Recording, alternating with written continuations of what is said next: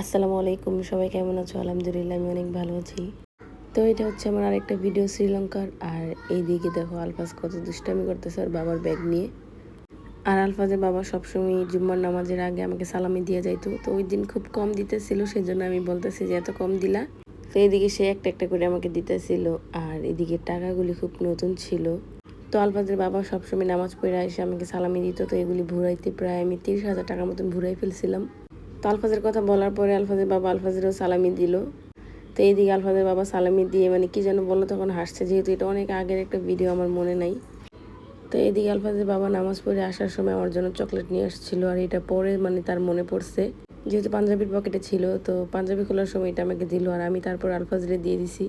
আর আমার আশেপাশের ব্যাকগ্রাউন্ড একটু ইগনোর করবেন, কারণ আমার শরীরটাও খুব ভালো না, অনেক ঠান্ডা, সেই জন্য ভয়েসও দিতে পারি নাই। তো এইদিকে আমি রাত্রে আলফাজের বাবা আর আমি বললাম যে ক্ষুধা লেগে গেছে, তো কী করা যায়। তো যেহেতু নাগেটস ছিল সেগুলো আমি ভাইজা নিতেছিলাম। তো আলফাজের বাবা বাইরে থেকে এগুলো নিয়ে আসছিল। আর আলফাজ দেখো এদিকে ঘুম থেকে উঠে গেছে, যেহেতু আমার বোন বাংলাদেশ চলে এসে পড়বো আর আমার দুলাভাই প্যারিস চলে যাবো। তো সেই জন্য আলফাজের বাবা সকাল সকাল উঠেই রান্না বান্না বসাই দিছিল। এদিকে আলফাজের বাবা ওই দিন কাচ্চি রান্না করছিল, আর কাচ্চিটাও খুব মজা হয়েছে। আলফাজের বাবা যেহেতু লাগেজগুলো মানে গাড়িতে উঠে ফেলতেছিল, একের পর এক লাগেজ নিয়ে আসতেছিল।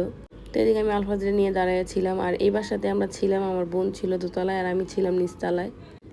যেহেতু আমার বোন চলে আসা পড়তেছে, আমার কাছে খুব খারাপ লাগতেছিল, মানে কেমন যে লাগতেছিল, তখন আমার খুব একা একা ফিল হইতেছিল।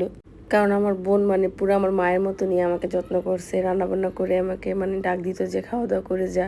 যেহেতু ওদের ফ্লাইট ছিল মানে 7টার দিকে, আমার সঠিক মনে আসতেছে না, তো আমরা 3টার দিকে বের হয়ে গেছিলাম বাসার থেকে।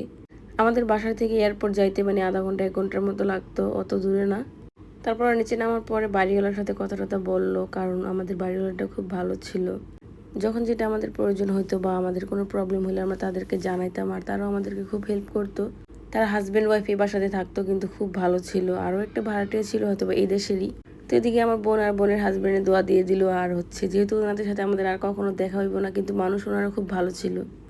তো এদিকে আমি চিন্তা করতেছিলাম যে আমাদেরও তো আর বেশি দিন নাই, আমাদেরও প্রায় তখন 20-21 দিনের মতো ছিল।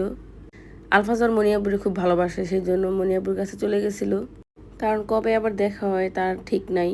এদিকে আমরা এয়ারপোর্টের কাছাকাছি আইসা পড়ছিলাম, আর যত কাছাকাছি যাইতেছিলাম আমার কাছে অনেক খারাপ লাগতেছিল। এদিকে নামার পরে আমরা মানে লাগেজগুলি তালা মেরে ফেলবো, সেই জন্য চাবিগুলো আমার বোন ঠিক করতেছিল। আর যেহেতু ওর অনেকগুলো লাগেজ ছিল, সেই জন্য একটু প্যারাও বেশি হয়েছিল। আর এদিকে ইজান মানে জুতা খুলে ফেলতেছিল, মানে ও হয়তো চিন্তা করতেছিল যে আমি বাসায় এসে পড়ছি, এখন আমি জুতা খুলে ফেলি। ও জুতা খুলে ওর যেদিকে ইচ্ছে করতেছিল সেদিক দৌড় দিতেছিল। তারপর তো মানে আর জুতা পরবই না, এরকম একটা অবস্থা হয়েছে ওর। এদিকে আমরা সবাই বলতেছি যে ইজান জুতা পরো, কিন্তু ও জুতা পরবো না। ওর বাবা ওর অনেকবার বলতেছে যে বাবা